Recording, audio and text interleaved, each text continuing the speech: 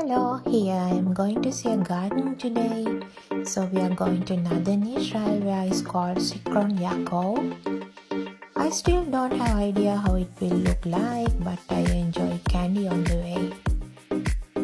Next I was passing some forest area and the background was great to see.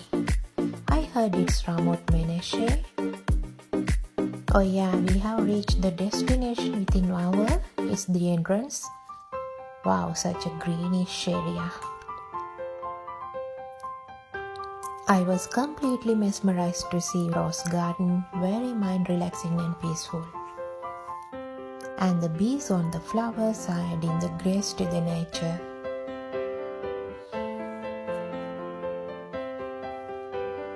Many old trees everywhere. Small water streams and ponds. Here I can see the ocean in the vicinity. So after having a great time, we felt very hungry. We arrived to the nearest restaurant. Oh, nice place. Oh, yummy, yummy. So here we ended tour. So until we meet again, see you. Bye-bye.